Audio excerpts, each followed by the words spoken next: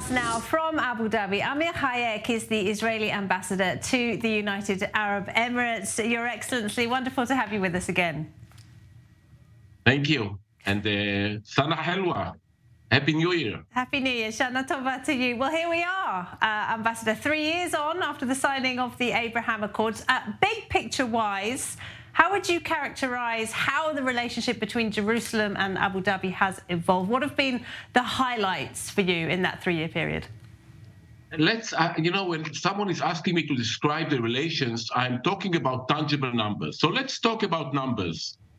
The trade between Israel and the UAE reached last year in 2022 to 2.56 billion American dollars, excluding G2G and excluding software.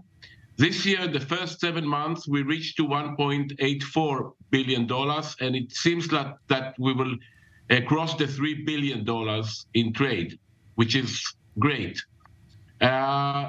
When we are talking about investments, we saw more than $3.5 billion of investments.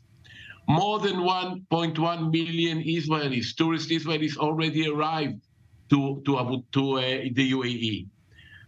We signed 27 agreements, and we have another 11 in the pipeline. I'm talking about government to government, including the private sector. More than 120 agreements and MOU have been signed, and including free trade agreement, which is very, very important, and it's got into power on April this year.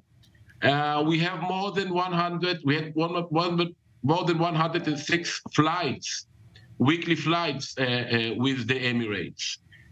We are cooperating on almost every field that you can imagine, from cyber to renewable energy, water treatment, food tech, agrotechnology, healthcare, telemedicine, education, transportation, communication. Yeah, a lot of. So now you can tell me if it looks good or not. It looks pretty good. A lot of impressive numbers. Let's talk about some of those agreements that have been signed. 24 of them, as you pointed out. Which were the most important in your view? The most important agreement that have been signed is the CEPA, the Free Trade Agreement, which actually puts in a framework to all the economical relations between both countries, and gives us the tools to work together in a much better way.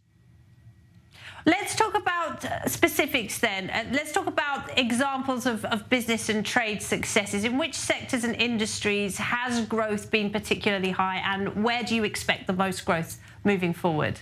We can see a lot of progress in the sectors that I'm calling them impact sectors, about renewable energy, water treatment and water desalination, agrotechnology and food security, and agrotechnology and food tech. We see a lot of progress in cooperation in health between health organizations here on the ground in the UAE and in Israel, hospitals and other companies that are cooperating with the Emiratis. We are really running fast forward. We are in a sport car that's driving fast forward and have no reverse gear. It's a nice analogy. And more Israelis are relocating to Dubai permanently, aren't they? 70+ Israeli businesses already operating there. How do Israelis adapt to life in the UAE? How are they part of the community today? Israelis are relocating with their businesses to Dubai, but they are relocating to Abu Dhabi as well, to Ras Al Khaimah and other Emirates. The UAE is the most tolerant country in the world. Actually, it's a country that respects everyone, every religious, every country, every people that are coming here. So the tolerance and the security here gives the Israelis and the Jewish people the comfort to be here, and they are feeling very good here. We are feeling very good here. Wide range of economic benefits as well, proving to be very attractive. Let's talk about tourism then. Over 1 million Israeli tourists have visited the Emirates since ties were normalized back in 2020. Is that being reciprocated, though, Your Excellency? Are Emiratis interested in coming to visit Israel? Yes, but the numbers are much lower, and we are working to improve it.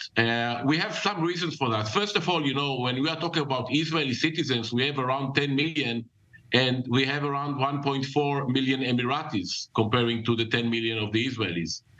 Second, Israelis started to arrive to the UAE during the COVID days when Israel was still closed.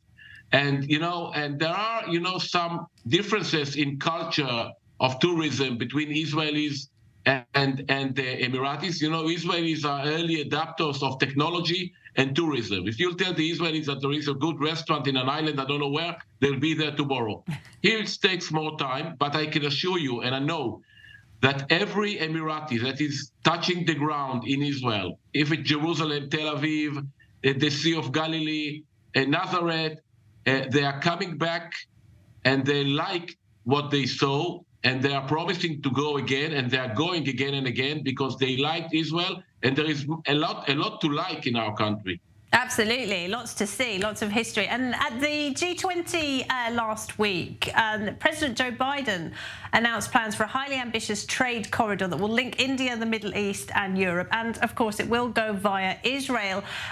To what extent, Your Excellency, was this an Emirati initiative? And how is it an example of Israel being integrated into the future of the region? Trade corridor is one of the most important tools that we can create in this region.